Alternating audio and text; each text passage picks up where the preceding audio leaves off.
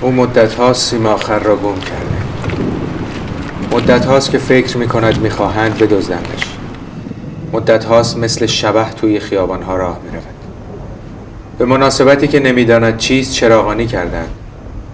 خیال می کند موبایلش کنترل می شود. می دود و می دود. می خواهد خودش را گم کند جوری که همیشه گور و گم باشد.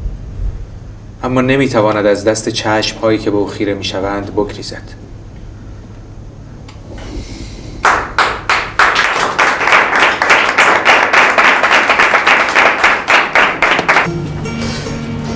چطوری رفیق؟ مخلصم رضا جان.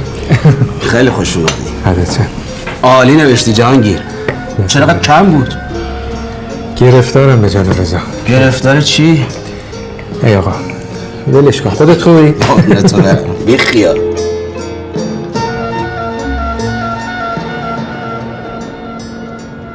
یه شب مهتاب ماه میاد تو خواب منو میبره کوچه به کوچه باغ انگوری باغ آلوچه دره به دره صحرا به صحرا اونجا که شبا پشت بیشه ها یه پری میاد ترسون و موزون پاشو میذاره تو آب چشمه شونه میکنه پریشون.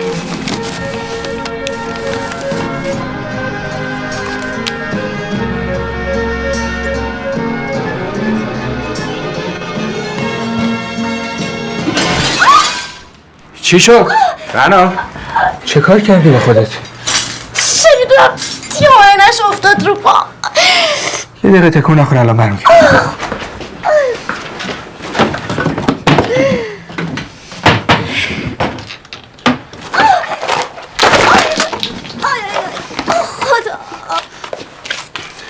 مگه نگفتم تکون نخور؟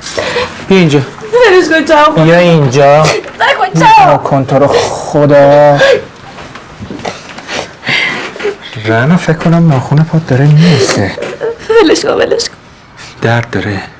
نه نکنه به خاطر این آینه فکستنی به درد نخوره؟ نه اتفاقا خیلی هم خوشحالم که شکست.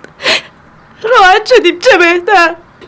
مگه دیگه جایی نداریم بخوایم بذاریمش. میخوای یکم با هم حرف بزنیم؟ چاوش تو رو خدا بلم کن.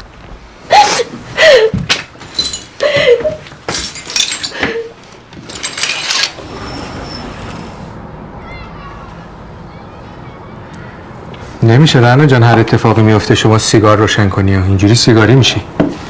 خب بشم. رنا جان این وضعیت اینجوری نمیمونه. من درستش میکنم. اونجوری نگام نکن رنا. باشه اصلا بهت نگاه نمی کنم.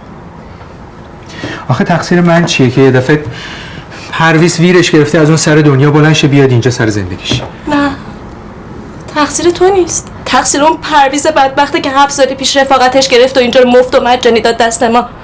راست میگی. اگه از روز اول نمیداد ما حداقل تا الان واسه خودمون یه فکری کرده بودیم. همین الانش هم 1000 تا کار دیگه میشه کرد به جای اینکه بخوایم بریم. چه کاری؟ هی میگی برای خودت یه کاری میتونیم بکنیم. از این به بعد هر چی شما بگی. قبوله؟ حالا والا بلا به خدا چه کاری بود که میشد انجام بدیم و من انجامش ندادم.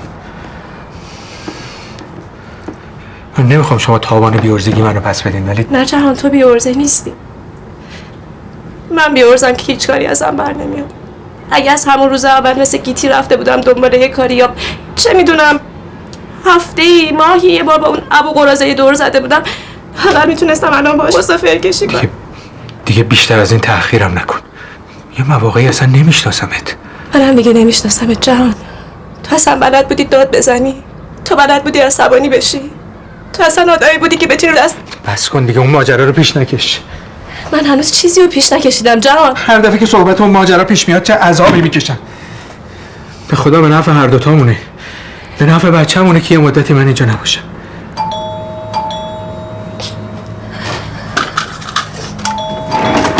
حواست باشه جاده بچه. سلام. من گوشم. سلامت کو. تو دلم سلام کرده. تو دل که فایده نداره. سلام. دیکتت چی شده امروز؟ ها؟ دیکتت نمیشتم چی میگی بابا. خیلی خوب، دستتو بشور بیا غذا تو بخور. دیگه امروز میتونی بعد از نهار بستنی بخوری یا؟ آره.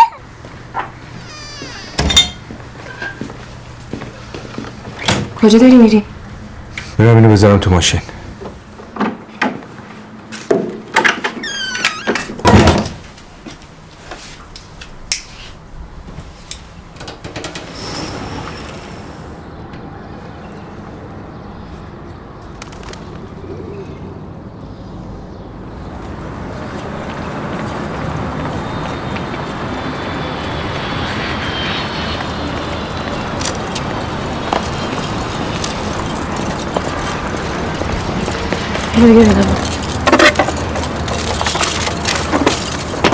خب ببند بریم.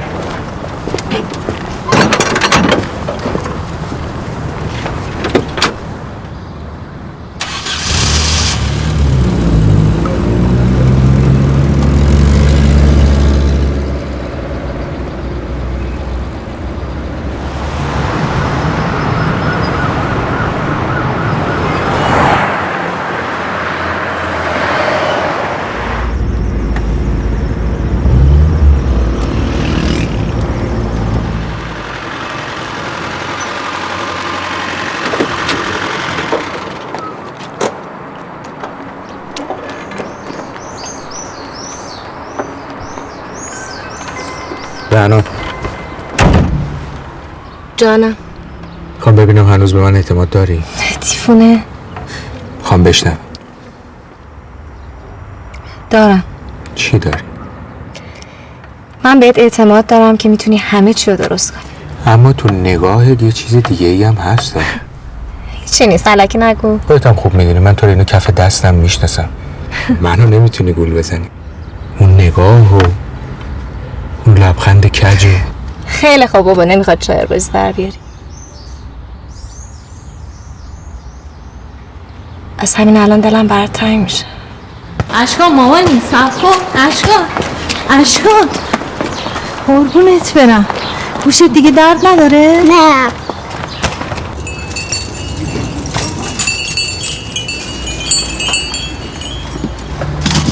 ببخشید دیگه یه مدت زحمت رعنا و بچه افتاد گردن شما.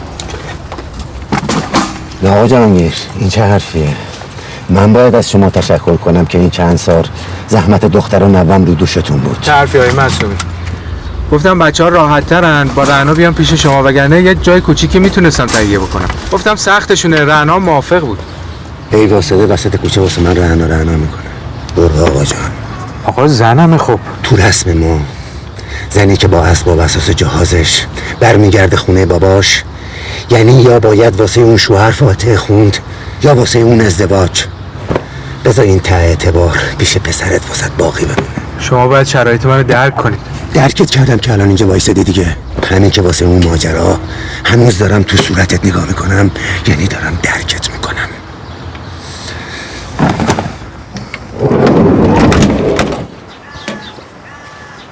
بیا بردار. چی شد؟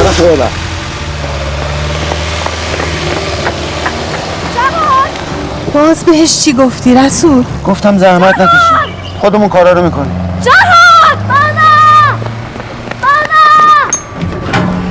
آقا دیگه روش نشد بیاد تو خونه، گذاشت رفت. فکر کنم میخواست این انعام باربرا رو نده. بس کن تو رو خدا بابا. اگه به حرف من گوش کرده بودی و زن این جناب مفلس نمیشدی. بی احترامی کردن به جهان و بس کن تو رو خدا بابا. الو جهان، الو. سلام گیتی جون، تویی؟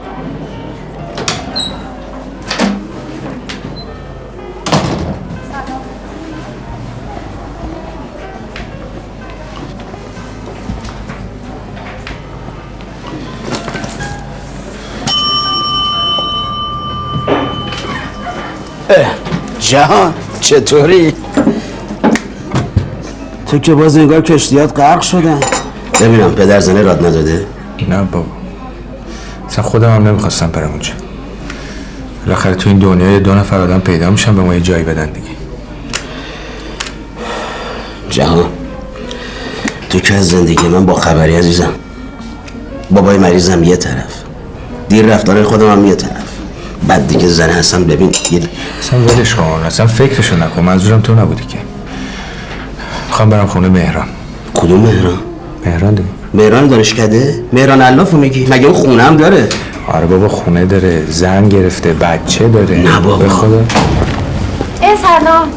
سلام. سلام آقای گلستانه عزیز، خوبین؟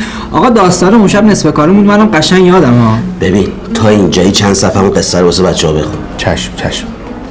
مرد چاره‌ای نداشت، دیگر تنها نبود، باید چاره‌ای می‌اندیشید. صدای پدرزنش توی گوشش میپیچد. لجباز نبود، هیچ وقت لجباز نبود، اما این بار میخواست به همه ثابت کند که میشود جور دیگری زندگی کرد. آقای گلستانه، به نظر من نقش زن داستان خیلی کم رنگه. بهتره بعضی جا اونم اضافه کنین که کاری میکنه، واکنشی نشون میده. بالاخره زندگی اونم تحت تاثیر قرار گرفته. به نظر من خوبه که مرد داستان گاهی دلش واسه زنش تنگ شو به دیدنش بره. درسته، ولی به نظرم مرده روش نمیشه برگرده، چون به قولش وفا نکرده. گاه شبحی همچون یک معجزه از عمق خیابان پدیدار میشد، نزدیک میآمد. آقا من راهمو گم کردم. مرد بی‌اعتنا از او میگذشت. مگر او با چه زبانی صحبت میکرد که کسی حرفهایش را نمیفهمید؟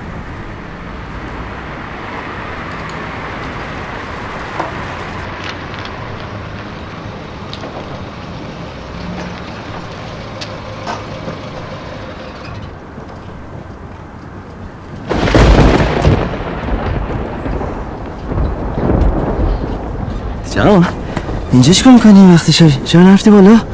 الان 10 شبه. به جون خودت یه مسافر کرج بهم خورد نشد بگم نمیرم. بچه‌هام همه سرویس داشتن. اتوبانم قلقله این وقتشه. نمیخوای بگی که حد اینجا منتظری؟ حالا قهر نکن. بیا پایین. ول کن بابا. بیا.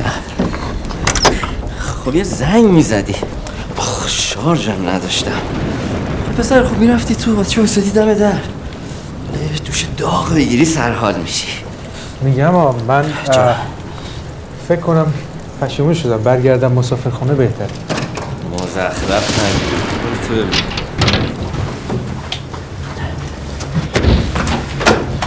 اصلا بی خود باش گفتی. بالاخره که چی؟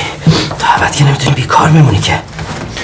بابا من اگه میخواستم برم آژانسم و اول میرفتم. اینطوری که نمیشه جهان. من نمیتونم اون کار انجام بدم. خیلی خوب بابا، خیلی خوب. مهران. سلام. ساعت چنده؟ نصف شبه، بخواب. خب این چه وقت خونه اومدنه؟ همون جایی که بودی میخوابیدی؟ مهمون داریم. جهانگیر اینجاست. جهانگیر؟ آره.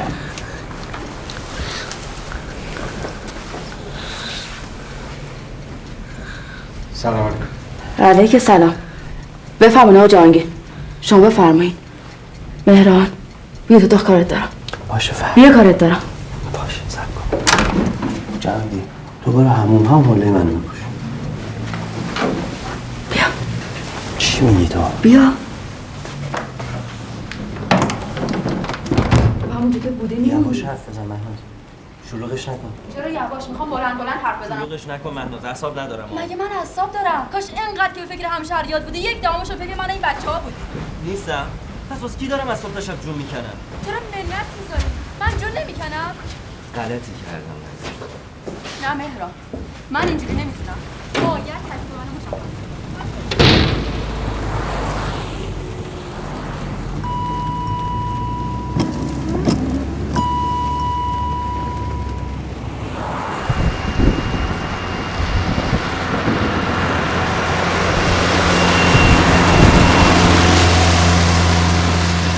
آنچه صبحها از تمام یک شب پرکابوس باقی میماند فقط یک دهان تلخ بود.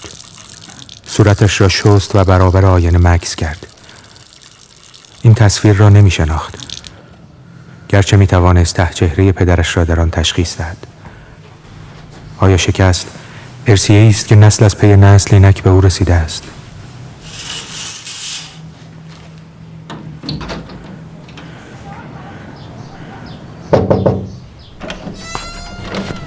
فکر کردم شما رفتین آقا. خواستم بهتون بگم که قابل نداره.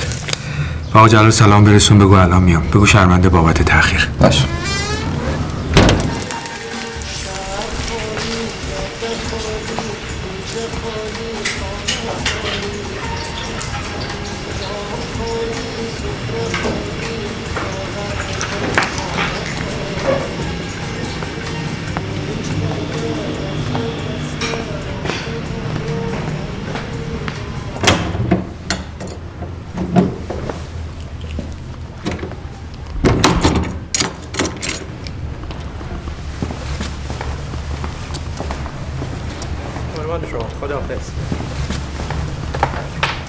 شرمنده بابت دیر کرد.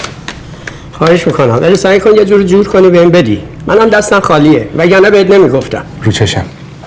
قربانتون.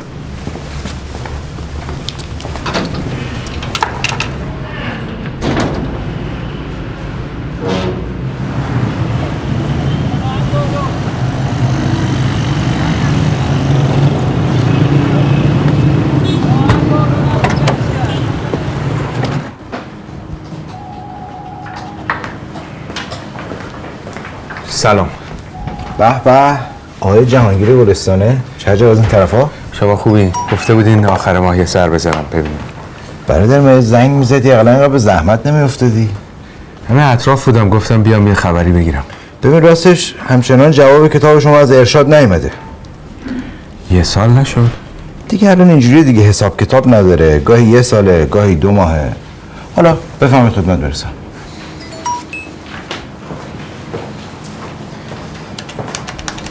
سلام. علیکم سلام. شما نویسنده ای؟ البته از حرفاتون با آقای ناصری شنیدم. بله. اون وقت این آخرین کتابتون درباره چی بود؟ همین که ارشاده. ادبیات داستانی. جالبه. منم شاید یه فکرایی داشته باشم. بخوام راجع به یه کاری مزاحمتون بشم. چه جور کاریه؟ شاید بخوام برام بنویسید. موضوعش از من باشه، نوشتنش از شما. در مورد چیه؟ در مورد یه شخصیت مهم، یکی که تمام زندگیش داستانه. میتونم بپرسم چه کسی؟ نه دیگه، اول باید قبول کنی، بعد باهاتون آشناش میکنم. که عجیب نی؟ شرایطش اینجوریه. من متاسفانه کار سفارشی نمی‌نویسم. پول خوبی توشه؟ نه اصلا مسئله پولش نیست. نمیتونم، توانش ندارم. اوکی، هر جور سلام میتونی. هر حال ممنونم.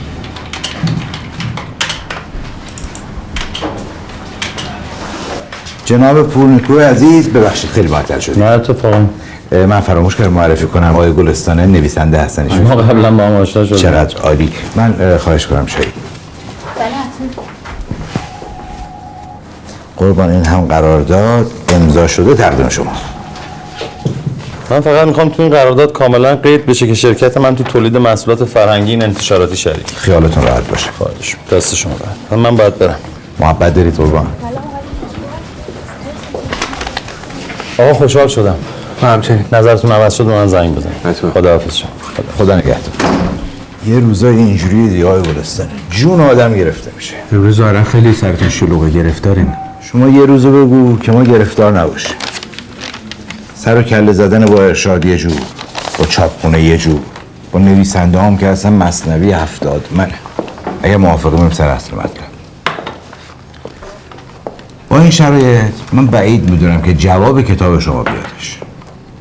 توی این قراردادم داریم که تصویه بعد از چاپ کتاب. با این شرایط واقعا من نمیتونم برای کتابی که نه به داره نه به باره پول به شما پرداخت کنم. منم گفتم اگر امکانش هست، اصراری ندارم. ببین چرا نمیزنی تو کار کتابای کم دردسر؟ مثلا نمیدونم خلاصه سعدی، حافظی، مثنوی. یعنی کتاب سازی کنم دیگه؟ نه آقا، کتاب سازی چیه؟ ادبیاتو شما میخوای خلاصه کنی. حالا ادبیات کپسولی که مایه‌های آشپزی آسان و ادبیات آسان و مدیریت آسان. خب اشکالش چیه؟ اشکالی نداره، اتفاقا باعث میشه مردم توی مهمونی‌های روشنفکریشون جلو هم کم نیارن. خیلی مفیده. بیا کاری کن. بزن تو کار ترجمه. تو که فارسیت خوبه، یه دیکشنری بخر بذار کناره، ترجمه کن.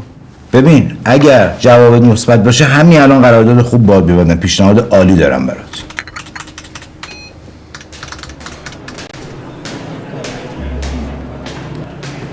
سلام. جان گوشی چرا خاموشه؟ پول شارژ نداشتم. نه اشکان برگشتن؟ از کجا؟ خودت گفتی رفتن سفر. آره برگشتم. حالا ستایی با هم بیای. لالن خوشحال میشه. خونه چی شد؟ گرفتی؟ میگیرم. مگه نمیگی رهنا اومده؟ پس بدون خونه چجوری میخوای زندگی کنی؟ من برم. ای بابا بگی بشین دیگه، تو هم برم. میخواستم دور همی بچهای دانشگاه رو بهت بگم. بابا تو خیلی بی‌معرفتی. خودت راش انداختی خودت هم ولش کردی؟ دیگه حال و حوصله‌شو ندارم. دمت گرم. خوشحال شدم. جهان بگی بشین بابا، خودت لوس نکن. تو کاری داشتی که تا اینجا اومدی منو ببینی؟ راستش نیومدم تو رو ببینم. اومده بودم ناشرمو ببینم. خواستم یه پولی ازش بگیرم که نشد دیگه، نداد. جهان لنگه چقدری؟ من از تو پول خواستم. یه تومن کارت را میندازه؟ 500 هم زیاده. البته تا آخر ماه بهت میدم و با همون 300 قبلی. حتما پس بدی ها. از این به بعد دیگه اصلا پول لازم ندارم. کله خری نکنی بری باش تناب دار بخری خودتو دار بزنی. ایده بدی هم نیست. اون کار ویراستاری چی شد واسه؟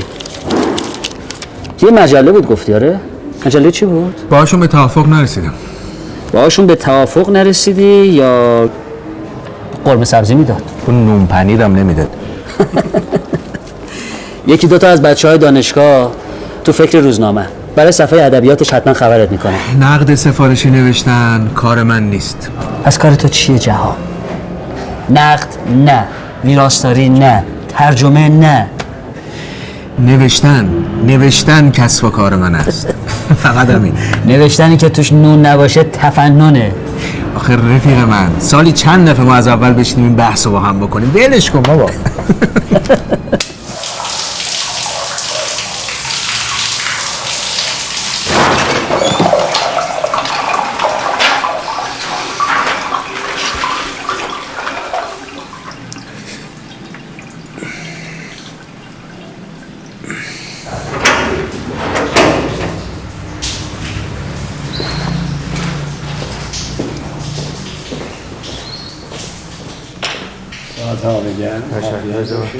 ممنون.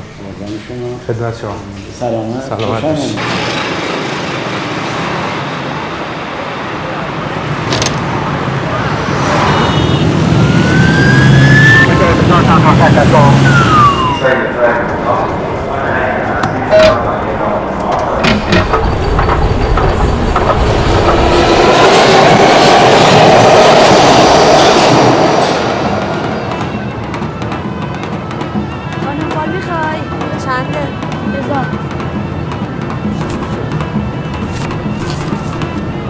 بقیه‌اش هم برای خودت. مرسی.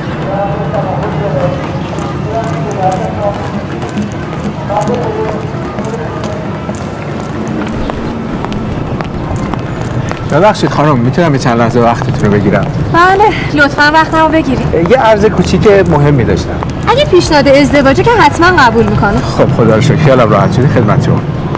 تو خجالت نمیکشی جهان؟ من با هزار بدبختی بابامو عین دختر مدرسه یا پیچوندم اومدم سر قرار که جناب علی دیر بیاد. جای پارک مثل همیشه. خب دم شینی فروشی پارک می‌کردی؟ همونجا پارک کردم. خیلی بد جنسی جهان. بیا دیر شد.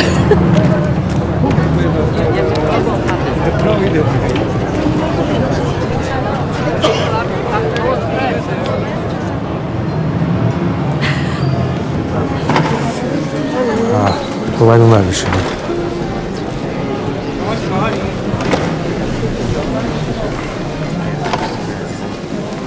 چیه؟ هیچی. دزدی که نمی کنیم که مادام موسیو اومدیم تئاتر ببینیم. خب چیکار کنم جهان؟ دست خودم نیست، نگرانم. نگرانی بابات بیاد تئاتر. اشکان چطوره؟ خوبه، فقط همش بهانه تو رو میگیره. نمیگه این چه سفریه تموم نمیشه؟ بهش قول دادم تا عید دوباره با همین. سرش کلا میذاری؟ جهان تا عید 3 ماه دیگه مونده ها. آره آدم از 3 ساعت دیگه خودش خبر نداره. الهی قربونت برم، اینجا چی شده؟ هیچی، خوردم زمین. واسه 2 هفته پیشه. یعنی من 2 هفته از تو رو ندیدم؟ دقیقاً 22 روز خانم. وای چه زود گذشت. این یعنی این که داری به ندیدنم عادت میکنی.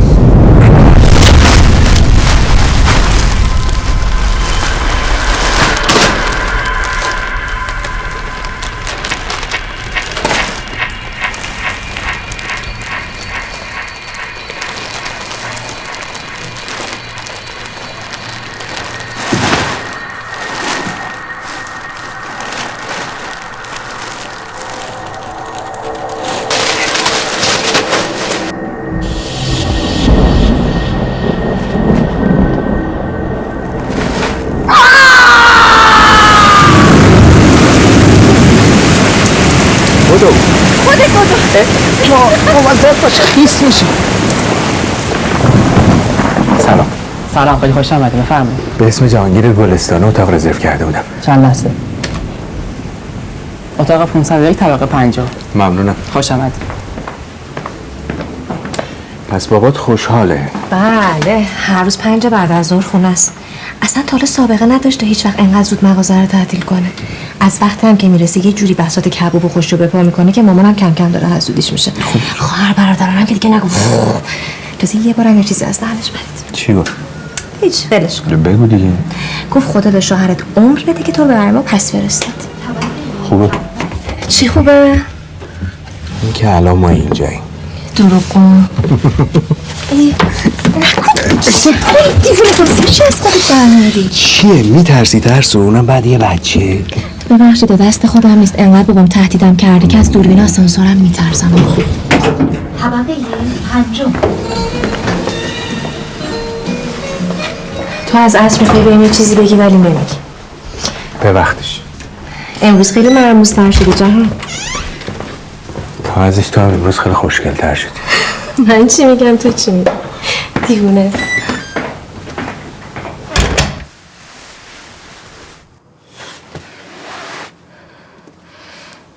جهان جانم.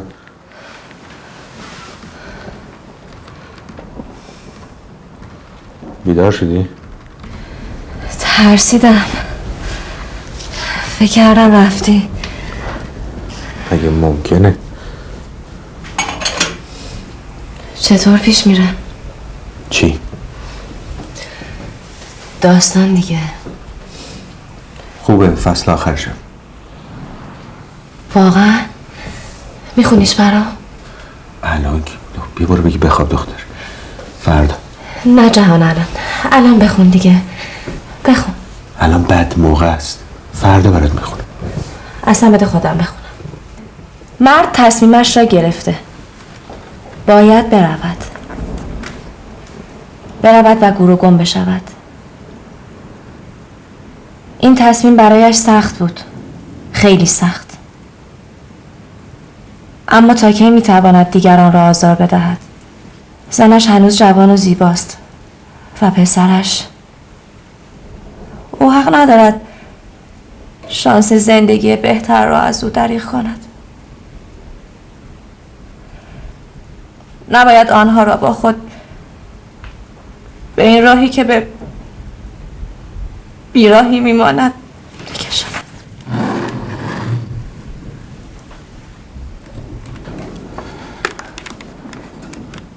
و زمان میگذرد و فراموشی حس خوشایندی ایجاد میکند. بس کن جهان.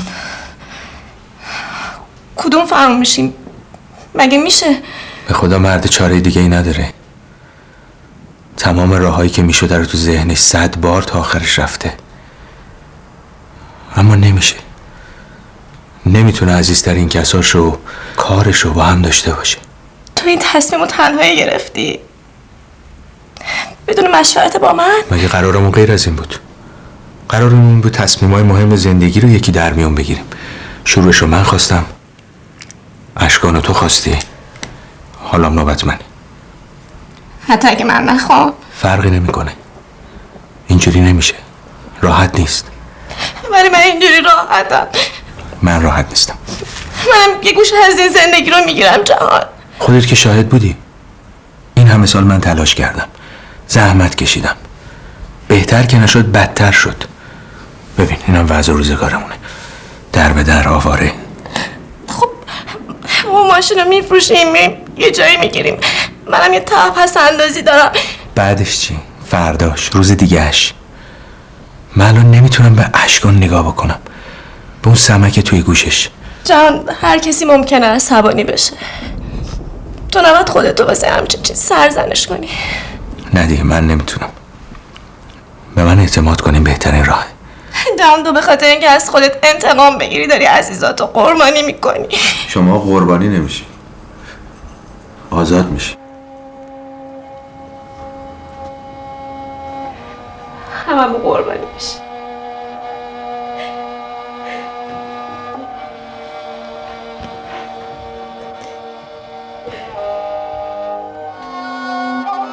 سرکار خانم رعنا معصومی، من شما را توصیه می کنم که در زندگی سعی کنید با گذشت با اغماض باشید و سعی کنید در کنار شوهرتون آقای جهانگیر گلستانه بمانید و به خوبی زندگیتون رو ادامه بدهید.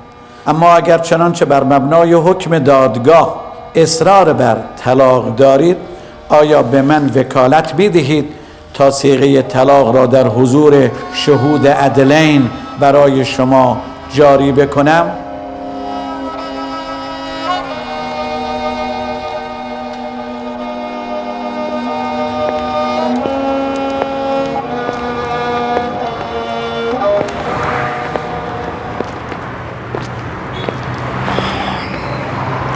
بیا بریم دخترم. تو برو خونه بابا، من خودم میام. بیا بریم دخترم، بچت خونه منتظره. بابا خواهش میکنم. قبلا هم بهت گفتم این تنها تصمیم درست همه زندگیته. جلوی مصیبت هر وقت بگیری رحمته. من از اولش هم گفتم این آقا لقمه دهن ما نیست. حالا هم یه قرارداد بود، خیال کن فصل شد، خلاص. از این بعد نه با شما کاری داری نه شما با ما کاری داشته باش برادر. بابا بس کن دیگه. بذار حرفمو بزنم. از اینکه بچه رو سپردی دست دخترم دست درد نکنه، که البته اگه این کارو نمی کردی چیکار میکردی؟ تو ماشین که نمیشه بچه بزرگ کرد. آقا وایسا، باهات کار دارم. باشه دارم حرف میزنم. جای تو بودم اون پنجشنبه جمعه هایی رو هم که میتونستم بچه‌مو ببینم فراموش میکردم و بی خود دو هواش نمیکردم. تو به عنوان یه پدر چی میتونی به بچت بدی؟ تا حالا بهش چی دادی به جز؟ الان وقت این حرفاست بابا. من به بچم هیچی ندارم بدم. شاید شما راست میگه. یعنی تو میتونی دیگه اشکانو نبینی؟ شاید آدم باید یه دفعه سقوط کنه، نه نرم. خوبیه سقوط یه دفعه اینه که همه چی محوه، آدم هیچی نمیبینه. ولی وقتی آروم آروم سقوط میکنی فرصت داری ببینی تو چه لجنی داری فرو میری. من میخوام یه دفعه سقوط کنم. یا شر و برنای آقا رو تحویل بگیر. آقا زندگی رو با داستان قاطی کرده. بریم دخترم، بریم.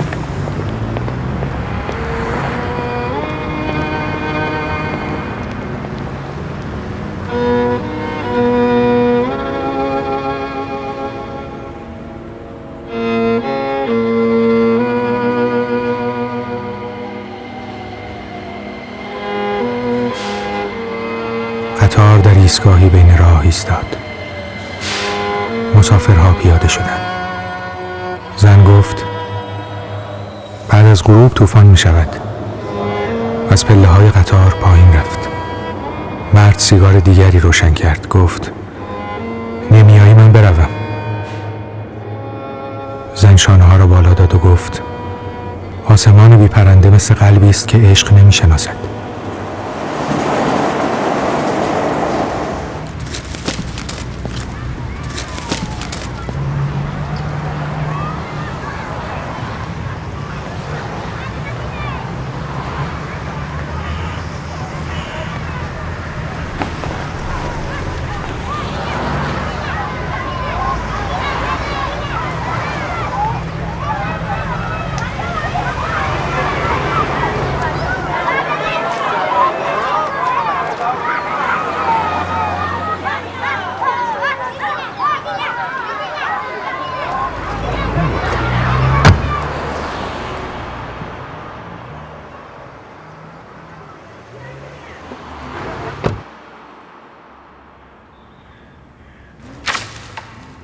میدانست که زن کودکش را خوابانده است و اینک از روی ایوان به راه نگاه می کند تا سایه مردش در خط افق پیدا شود. آیا این همه فقط یک رویا بود؟ همیشه در بیداری آن را تخیل می کرد تا درد تلخ کابوس های سنگین شب را تسکین دهد. رویای یک خانه کوچک.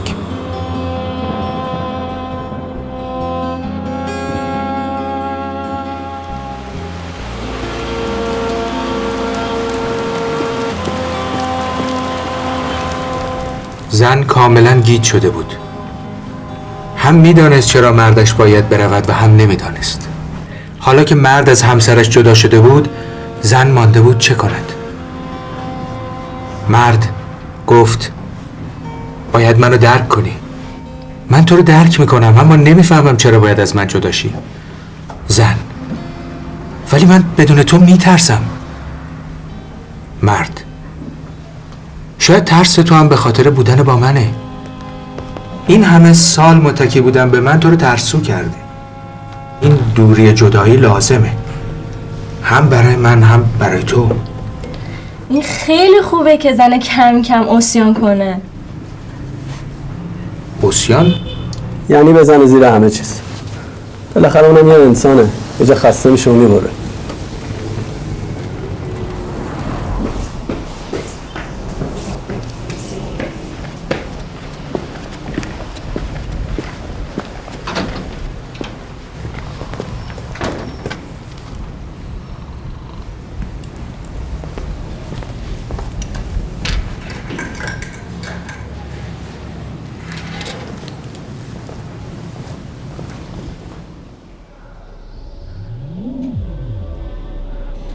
پایین میرفت. نور چرکی که از سقف میتابید شوره دیوارهای پلکان را واضح میکرد و او پایین میرفت. هوای مانده مرطوب حالت خواب‌آلودگی‌اش را تشدید میکرد. حس جهتیابیش را گم کرده بود و به ناچار فقط پایین میرفت.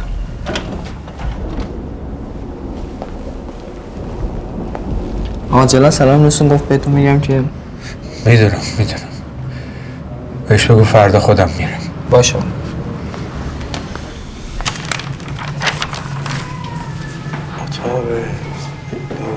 یک خسروی 4 نفر.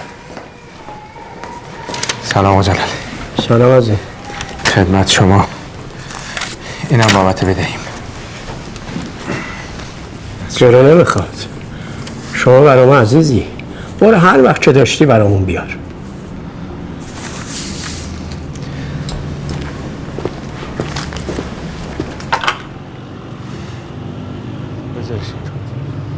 دست درد نکنه.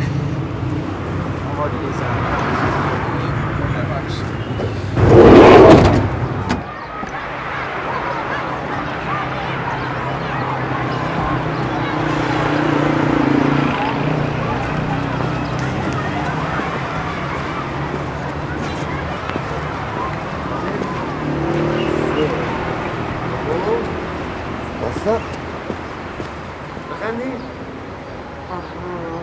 یادو میگه؟ عزیز دل بابایی کیه؟ باریکلا. واسه من بهت برسم.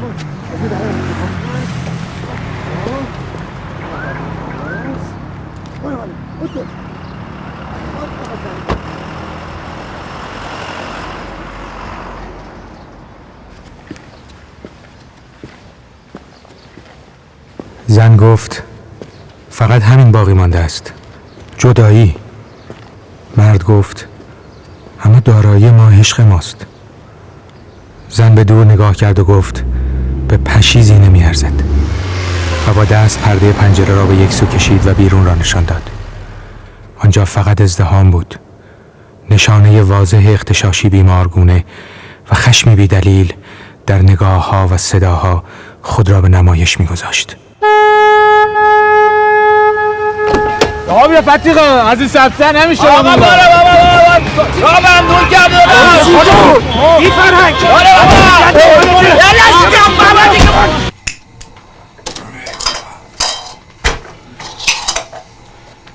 آماده نشکایم میایم، اما اول باید کارامو راست و ریز کنم.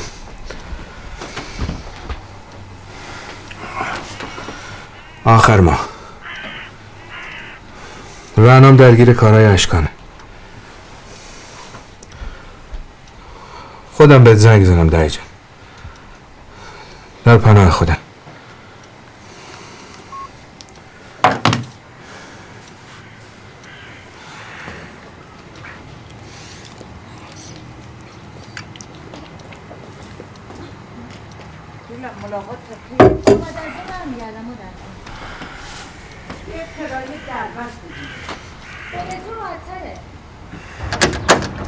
خداحافظ.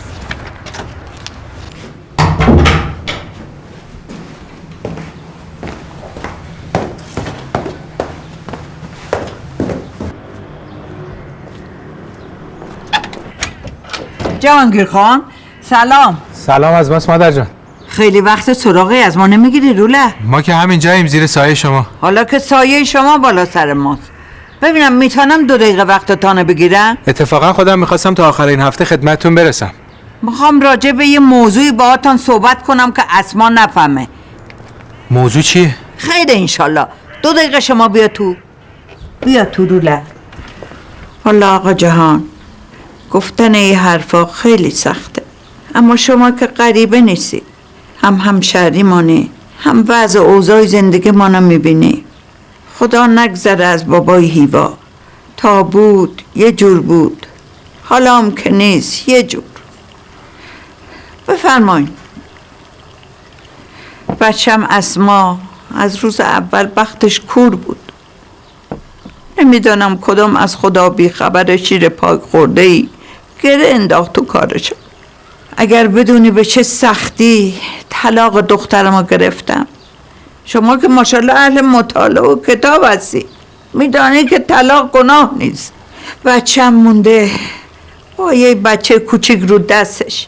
اگر پدر خدا بیامرزش این خانه رم برای ما نمیذاش، الان معلوم نبود آواره کدوم دشت و بیابان بودیم. روله من تا آخر هفته هر جور شده پول اجاره رو جور میکنم میارم خدمتتون. من از همون روز اولی که شما رو دیدم مهرتان به دلم نشست. این اجاره هم که شما الان داری میدی نصف اجاره مستاجرای قبلی ازتان میگیرم. حالا اجاره عقب افتاده که افتاده. اسما هم از شما خیلی تعریف میکنه. شما لطف دارین. خانم که هست، منم که از دامادم اجاره نمیگیرم. روله شما دخترتون همیشه به من لطف داشتین، ولی من همه چیم پا در هواست، اصلا وضعیتم مشخص نیست. در ضمن دخترتون اسما خانوم هم مثل خواهر من میمونه. شما میخواستی یه گفتمانی بکنین با اسما، مزه دهن همو بفهمین، بعد تصمیم بگیری. اصلا فکرشم نکنید. ممنونم. میدونم شما اسما خانوم خیلی به من لطف دارین، اصلا گفتنشم براتون آسون نبوده. میخواستی بذاری حرف من تمام بشه بعد بلند میشه دیروله؟ فکرشم اذیتم میکنه. نمیخوام اسما از این موضوع چیزی بفهمه ها. تا آخر هفته هر جور شده اجاره رو فراهم میکنم میارم خدمتتون. نه دست کجا سوال میکنی؟ سلام. سلام علیکم. ببخشید آقای گلستانی یه لحظه. من این پالتوتون که داده بودم خوشویی اینا تو جیبتون بود. گفتم یه وقت مهم نباشه گم بشه. دست شما درد نکنه. خواهش میکنم با اجازه. خداحافظ.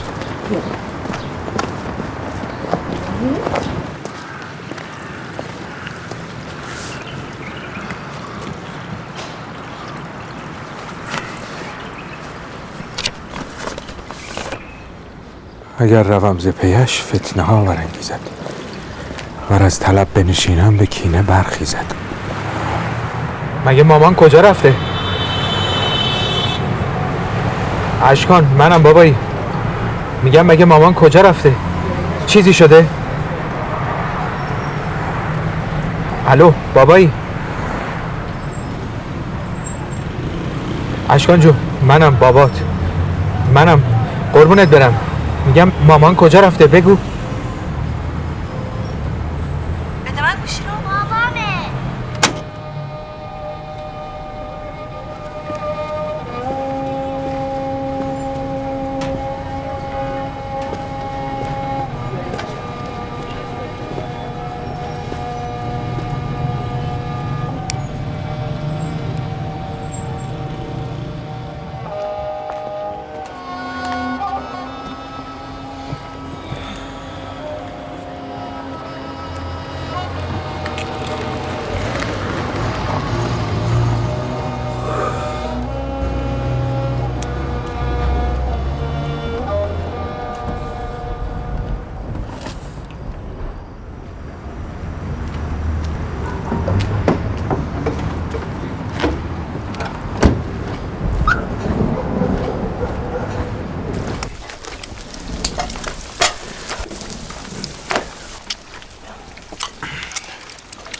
حرف حسابش چیه؟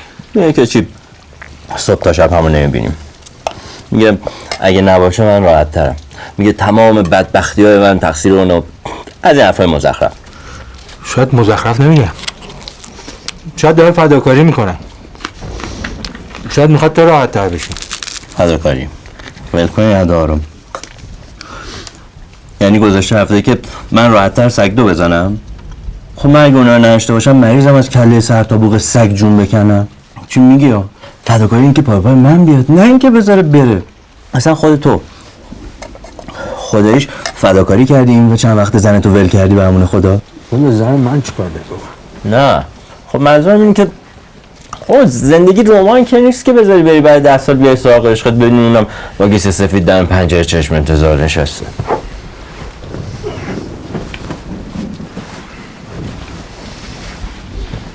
اصلا راستشو بگم زندگی تو رو کردم اینطوری باید دادم. اگر من از بار اولش که نیست که قرار کرده رفتم. من به اختیار خودم رعنا رو طلاق دادم که پاسوز من نشه. اون وقت تو میگی من انتظار دارم اون بشینه منتظر من؟ گیری من یه حرفتو باور کردم. خودت هم باور داری؟ تو از سر بدبختیت اومدی اینجا یا اومدی بدبختی های منو به رخم بکشی؟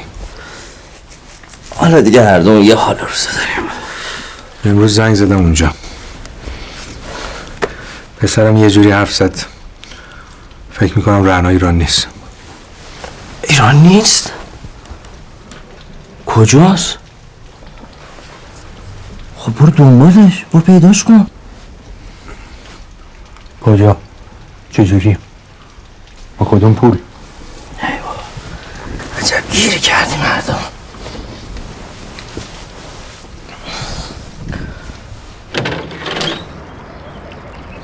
آقای گلستانه ببخشید یه دقیقه کارتون دارم. سلام. سلام علیکم.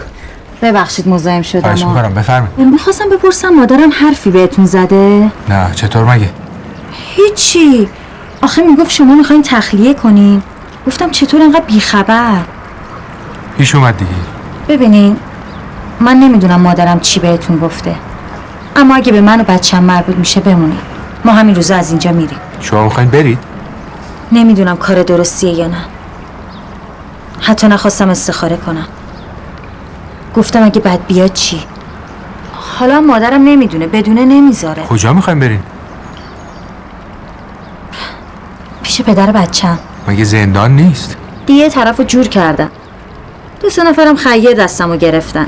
با اینکه طلاقتون داده میخواین برگردین پیشش؟ سختتون نیست؟ دوست داشتن که طلاق ملاق حالیش نیست. اون ازتون خواسته برگردین؟ کاش میخواست. اینطوری آسون‌تر بود. راستیتش آدم اگه کسی دوست داشته باشه از خیلی از چیزاش میگذره. به هر مرد و نامردی رو میندازه تا به عشقش برسه.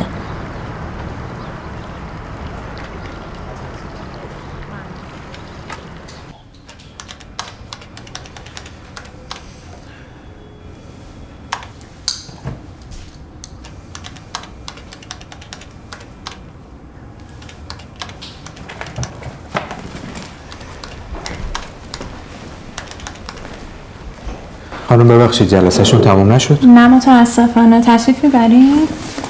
اصلا از اول نباید میومدم. خیلی ممنون. مرسی همچنین. خدا. چه عجب آقای گلستانه. این همه وقت من معطل شما بودم. شما این 10 دقیقه منتظر من باشی. خوش اومدید. شما خوبی؟ تو این فاصله یه 4-5 نفری هم اومدن و رفتن. هم وقت ما رو گرفتن، هم پولمون رو هدر دادن. یعنی این کاره نبودن. امری نداری؟ میدونی که چی میگم؟ دوتاشون از این نصرهای عصا قورت داده می نوشتن، از اینایی که خاک از دل نوشتهشون بلند میشه. بله. اصلا این روزا کسی همچین خاطراتی رو میخونه؟ اون دفعه گفتین موضوع داستان زندگی یه نفره. آره خب الان هم همینه. میشه بپرسم کی؟ البته اگه درست یادم باشه گفتین که تا قرارداد نبندم نمیتونید بگید کی، ولی به منم حق بدین. اینجوری خیلی سخته. خب بعد یه قول به من بدی که اگه معاملمون نشد بین خودمون بمونه. حتما. پدرم. پدرتون؟ عجیبه؟ نه ولی چرا خودتون نمی نویسیدش؟ خودم که نمیتونم از بابام تعریف کنم، ولی تو میتونی یا هر کسی دیگه. ولی باید یه جوری بنویسی که انگار گشتی تا بابای منو پیدا کردی. اولش من مخالفت میکنم، نه اونو میکنم، تو اصرار میکنی. خلاصه بعد از کاری برو و بیا من قبول میکنم. چی میگی؟ کی بود که در جایی از کسی شنیده بود تنت را بفروش اما قلمت را نه؟ باید فکر کنم. برای یک آن تصویر زن از ذهنش گذشت تا زیر لب گفت چه تاوان سنگینی.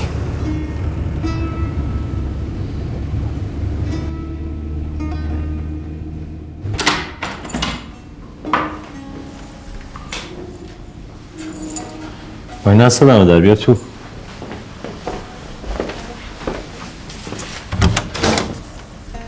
این همون دستشوییه.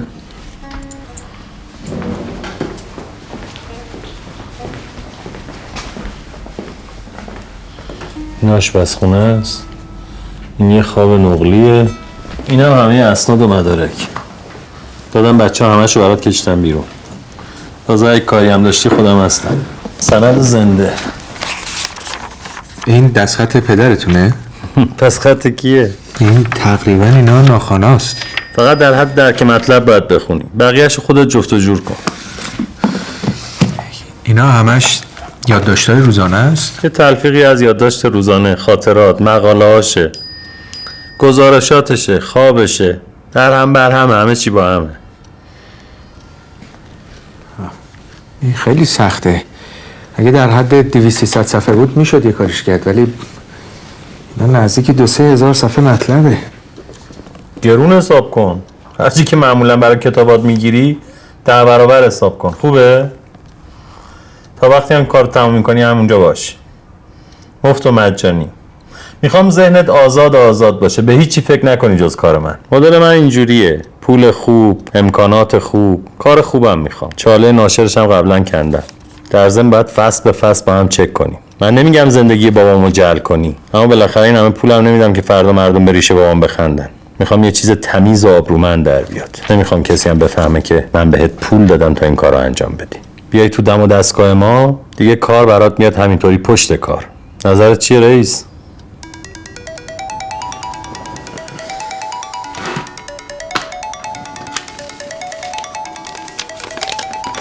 بله.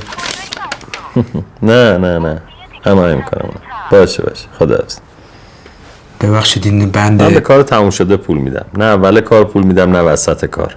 وقتی یه جا آخر کار همه پولتو بگیری مشکلات زندگیت هم حل میکنی.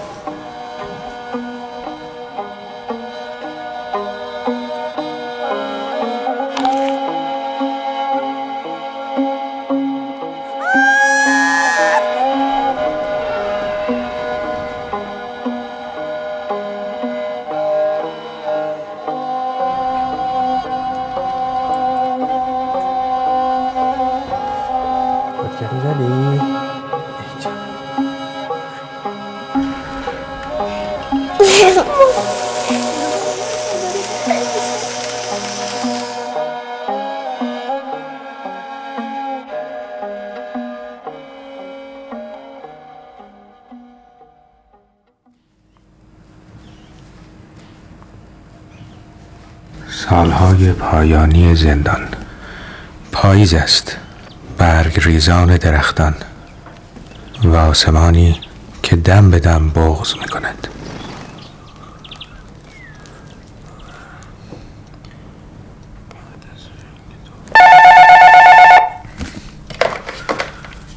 الو سلام. نه بیدار بودم، داشتم کار میکرد. اون که کلن اینا مطالب روزنامه است. یه لحظه گوشی من اصلشو بیارم.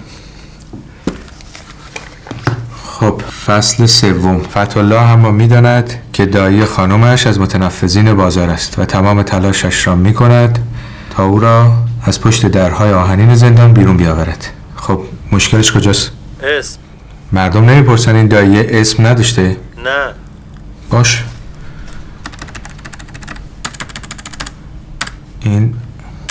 از این دیگه 110 و 11 صفحه 110 و 111. خب جریان همکاری پدرم با نظمیه مگه چقدر مهمه؟ نه مشکلی نیست، اینم کلش حذف شد. فکر نمی کنم اتفاقی بیفته. دیگه یکی هم صفحه 133 به نظرم کلش اضافیه. حالا جدا از اینکه خواننده‌ام خسته میکنه. نه؟ الو الو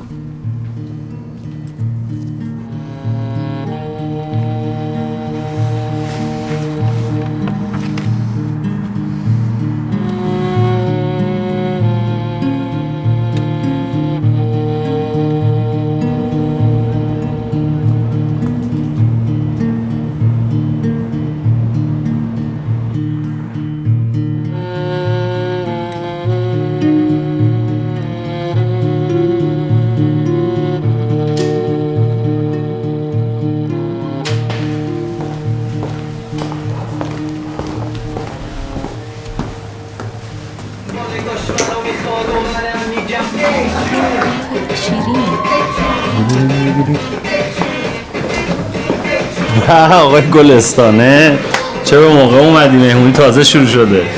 ببخشید من نمیدونستم مهمونیه. تو به این میگی مهمونی؟ چند تا از دوستام زنگ زدن گفتم میخوایم آب باشیم سرت. من گفتم جهنم بکن شیطیل تمام شدن کتابه. نه شاید من نباید الان میومدم. آقای گلستانه میدونم مند شما بالاتر از این حرف هست، اما خب یه شب و بعد بگذرم. یه شب 1000 شب نمیشه. در ضمن چکتم حاضره، تمام کمال برات نوشتم، یه چیزی هم گذاشتم روش. ببریم دیگه.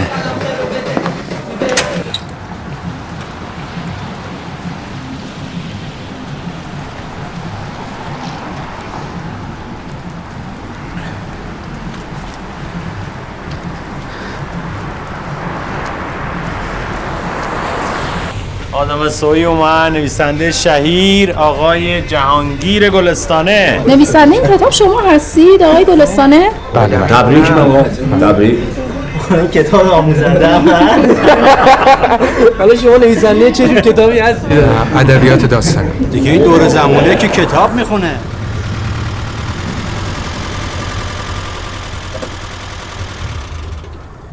آیا خودش را فریب میداد؟ آیا خودش را انکار میکرد؟ آیا شرافتش را به بهای ناچیزی فروخته بود؟ آیا شرافتش را به بهانه چیزی به نام ضرورت به مسلخ فرستاده بود؟ روزهای گذشته را به یاد آورد. زن آن وقتها سر به هوا اما شاد بود. حرف که میزد گنجشک‌ها به وجد می آمدند. صدای خنده هایش تا شاخ و برگ درختان سرو می رفت. عاقبت او را خواهد یافت.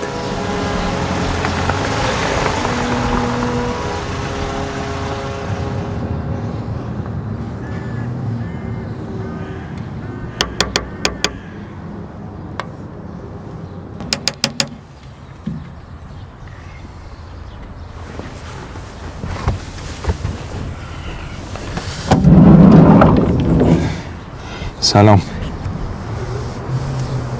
اینجا چیکار میکنی؟ اومدم دنبال رعنا.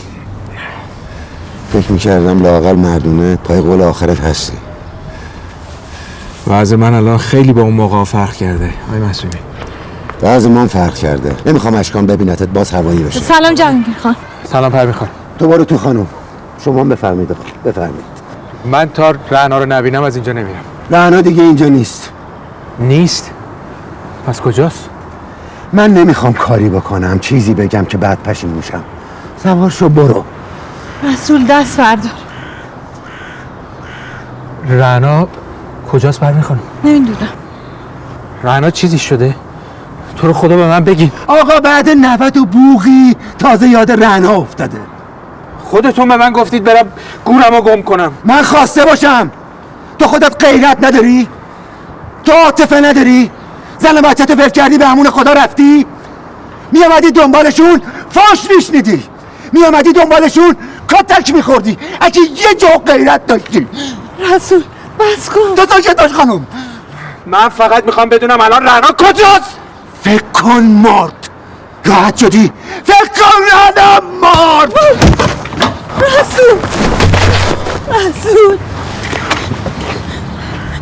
رسول چی شد رسول؟ چی شد رسول؟ به فاطمه زهرا اگه بلای سرش بیاد نمیبخشمه. رعنا الان کجاست؟ برای تو چه فرقی میکنه؟ این چه حرفی آخه؟ چرا به من نمیگی رعنا الان کجاست؟ ترکیه. ترکیه؟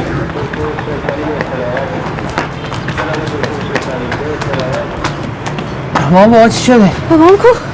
حالش خوب میشه چیزی نیست. تو اینجا چیکار میکنی؟ بابام چیکار کردی؟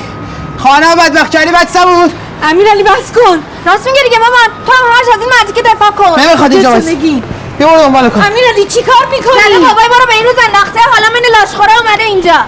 برو دیگه. بابا! بریم بالا چته تو؟ چه خبره؟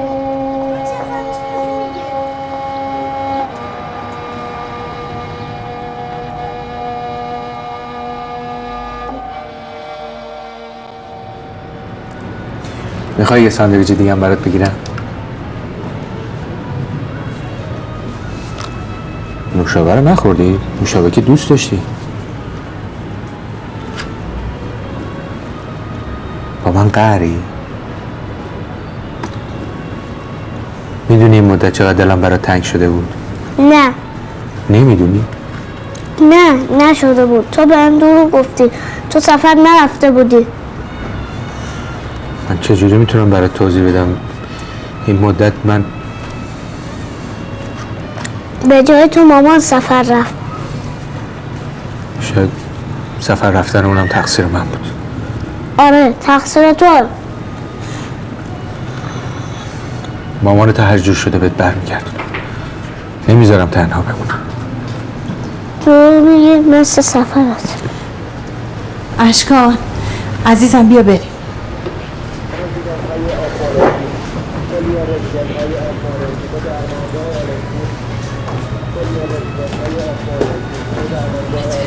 آوردنش تو بخش. من باید برگردم خونه. اشکان امتحان داره باید باش کار کنم. ولی بچه ها هستن. اشکان بمونه من باش کار میکنم. اینجوری بهتر نیست اشکان؟ بابا مامان کی برمیگرده؟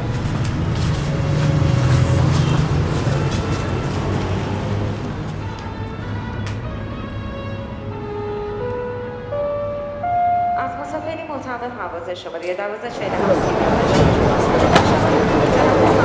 سلام وقتتون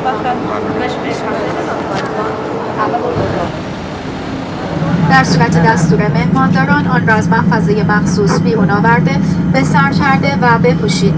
قلاب‌های اطراف جلیقه را در سمت جلوی آن ببندید. اشکان پسرم، من بهت قول میدم مادرتو به تو برگردونم، اما قبل از اون باید مادرتو پیدا بکنم.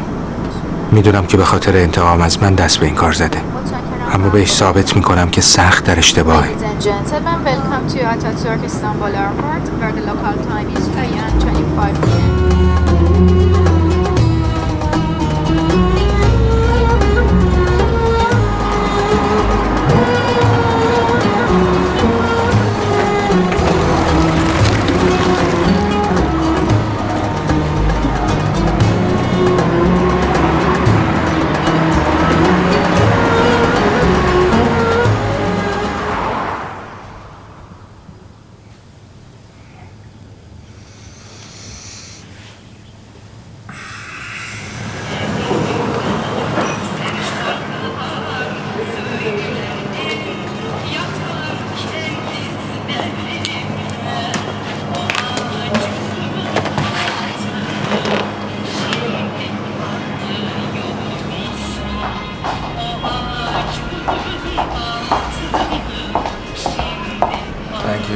Buyurun.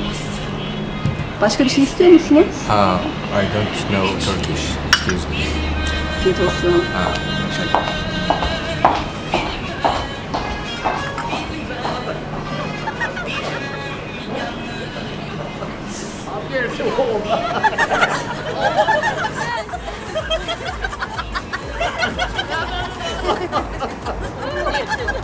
چهره های ناشناس، قیافه های مسخ شده، پلشتی های ناگزیر.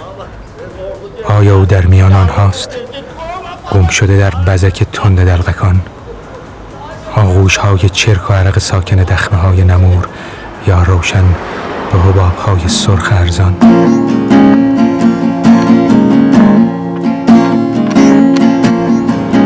Bir vapur dumanıyla sanki gelecek gibi bir gün gelecek elbet.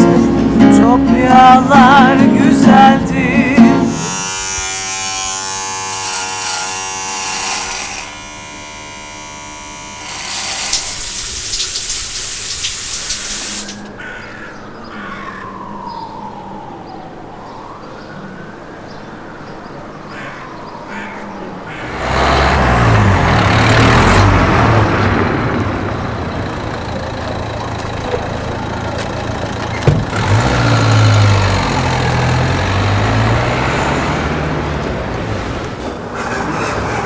Merhaba, hoş geldiniz. Hello ma'am, excuse me, where can I find Miss Rana Masumi? Buyurun yukarıda. I'm looking for my wife, Rana Masumi. Up. Up. Evet, ben şimdi ofisteyim. Sizi bekliyorum.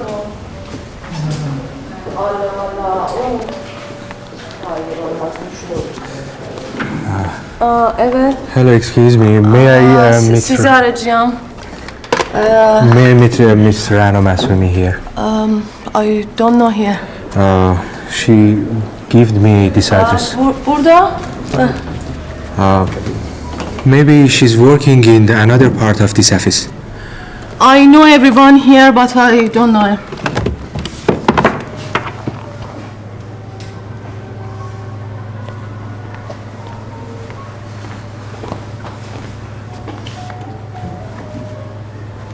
Excuse me, ma'am. It's she.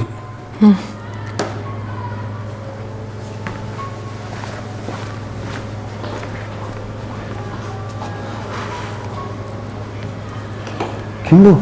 Olamedi.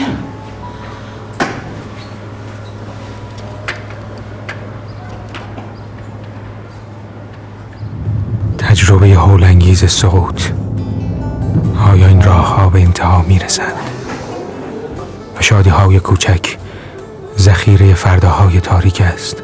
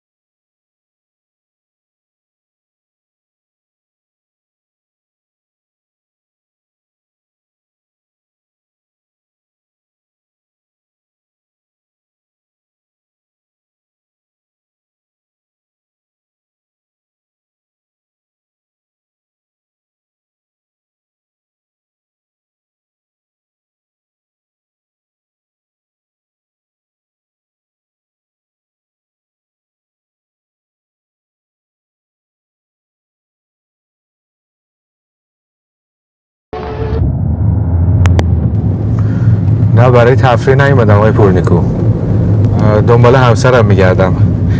شماره کسی اینجا دارین که بتونه کمکم بکنه بهم بدین؟ یه خانمی میشناسم چند سال تو آنتالیاست، اونجا خیلی ها رو میشناسه، اسمش آرماست. میخوای شماره‌شو بنویس؟ ممنون میشم بهم SMS کنید، پیامک بدید. باشه برات میفرستم.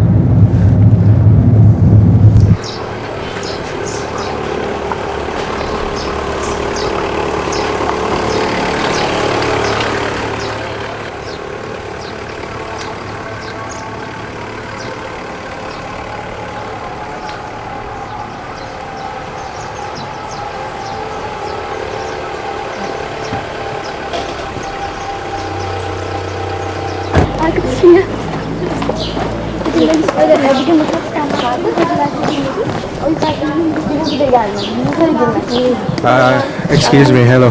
Where can I find a Marmarli restaurant? Here. Straight ahead? Yes. Thank you, thank you. You're welcome. Öyle işte sonra bizde beden vardı dışarı çıktık. Ne yapıyorsun? Allah beni Ama sonra aracıyım. Excuse me, خانم آلما؟ آقای گلستانه؟ بله. خیلی خوش اومدین. بفرمایید. راحت رسیدین؟ بله. سخت نبود آدرس؟ حالا پیدا کردم. ممنونم. آقای پورنیکو خیلی از شما تعریف میکنه. میگه تو ترکیه خیلی از ایرانی‌ها رو میشناسید. همه رو که نه. راستش رو بخواین تازگی خیلی قراقاتی شدن. همین جور آدمی هم اینجا هست. ایرانی، افغانی، سوری. شاید بهتر از دوستاتون استفاده بکنید کمک بگیریم پیداش بکنیم. حالا من یه چند جایی که کاتب ایرانی هست رو بهتون نشون میدم. باعث زحمتتونم شدم. این حرفا چیه؟ آقای پورنیکو خیلی به گردن من حق دارن. ایشون خرج تحصیل منو میدن. راستی همسرتون چند سالشونه؟ 30 و چند سال است. چند وقت اومده ترکیه؟ چند ماهی میشه.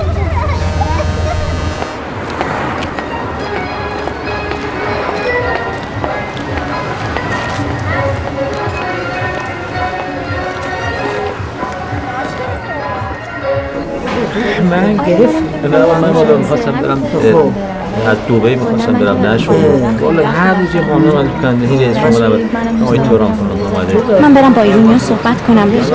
اصلا گفتن ترکیه بهتره من اومدم الان ترکیه حالا کنید چه سلام آقا شما این خانم میشناسین؟ نه شما بچه زن بچه چی؟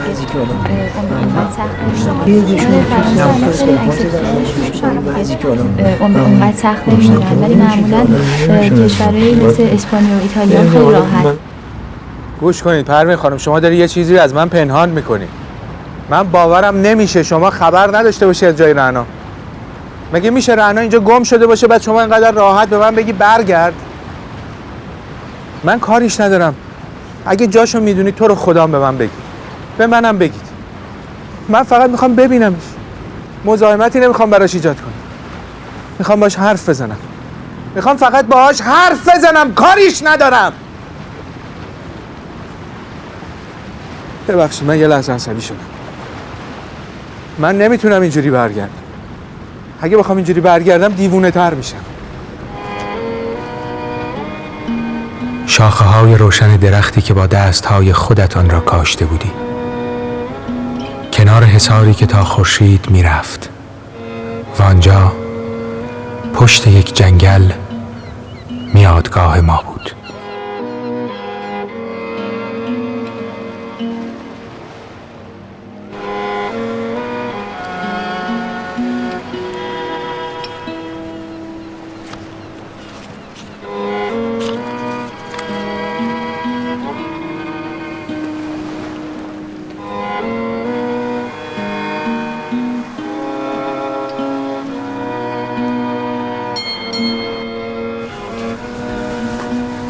کیتی خانم زن من کجاست؟ نیو پیورسونوس. میگم زن من کجاست؟ کیتی خانم این چه کاری بود با من کردی؟ اینجا محل کاره چرا صداتون رو میبرین؟ خانم یعنی چی چه اینجا محل کاره؟ به خدا من میدونم رعنا اینجاست. من چی میدونم من اصلا رعنا خبر ندارم. رعنا آبی یاردم چی ولی؟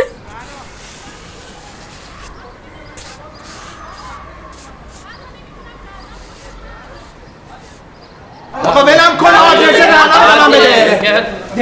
آقا ولم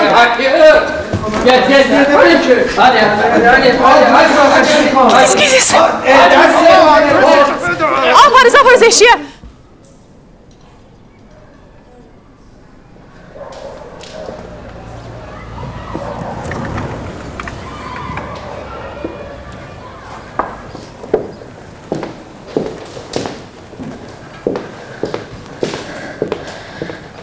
چی شده بود؟ جهان بود؟ آره بابا دوباره اومد. پس بالاخره از خودش جنمی نشون داد.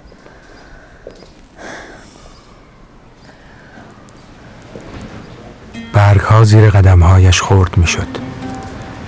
پنجره های روشن خیابان پاییزی در تاریکی می درخشید و از یک جای موهوم رایحه عطر ملایمی در فضا منتشر می شد.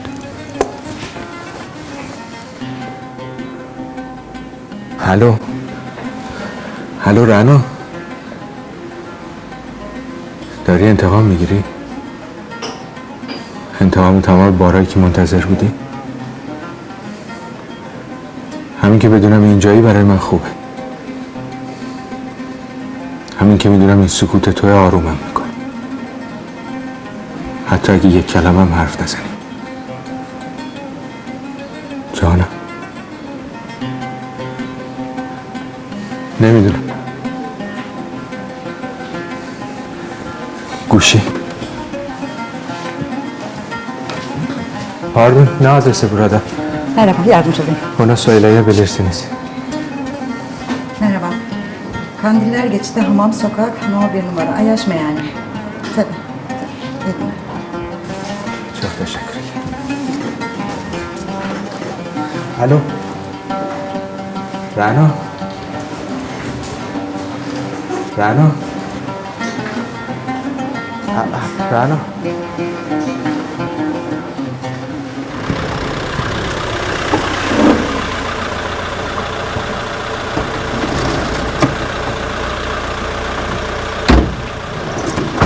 عزیزم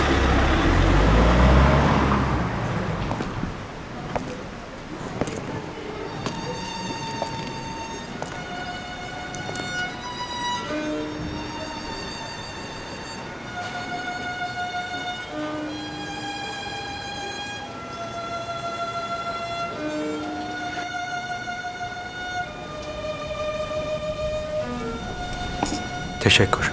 Başka bir şey istiyor musunuz? Yok ممنون. ماشاءالله ترکیت هم خوب شده جهان. گیتی چرا این کارو با من کرد؟ خودم بهش گفتم. چرا؟ نمیدونم. تا کی میخواستی به این کار ادامه بدی؟ تا هر وقت که میتونستم طاقت بیارم. رهنو من این دفعه اگه تو رو پیدا نمیکردم بر نمیگشتم. دیگه نمیخوام ببازم. دیگه توانشو ندارم. میخوام بجنگم. میخوام برای خودم بجنگم. فقط بهم بگو اجازه این جنگیدن رو بهم میدی؟ نیازی به جنگیدن نیست جهان.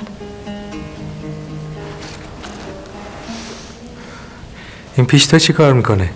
من فکر کردم تو کارتونای منه. این همیشه همراهمه.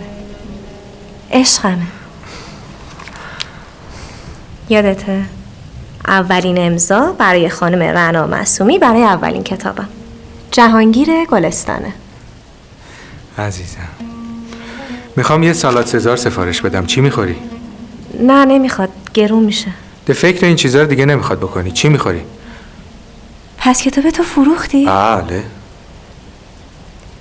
پس ردش کن بیاد. چیو؟ کتاب تو دیگه. آها هنوز چاپ نشده که. خب ایرادی نداره، یه کمیشو برام بخون. داستان زندگی مرده است که خیلی زنشو دوست داشت. وقتی به خونه برمیگشت و در رو باز میکرد میدونست که 2 چشم میشی قشنگ یهو برق میزنه. 2 دست مهربون از 2 طرف باز میشه و یه خنده از شوق از بیخ گلوی خوشتراش زنش به گوشش میرسه. اما یه روز وقتی از راه میرسه میبینه که به جای اون همه شادی فقط یه یادداشت رو میز آشپزخونه است. الو. سلام اشکان جان. خوبم مامان. یه دقیقه گوشی. اشکانه بیا باهاش حرف بزن. بهش بگو تا فردا پیششیم. الو. الو پسرم. بابا میگه تا فردا صبح پیشت بیم. معلومه که میای. من وقت رفع خستگی بازگشتن از همه راه‌های طولانی با فتح یک بستر و چشم‌هایی که امید می‌بخشند. آه که در غیبت این همه جغد سیاهی بر دیوار شکسته چشمانداز نگاهم می‌کند. نگاهم می‌کند.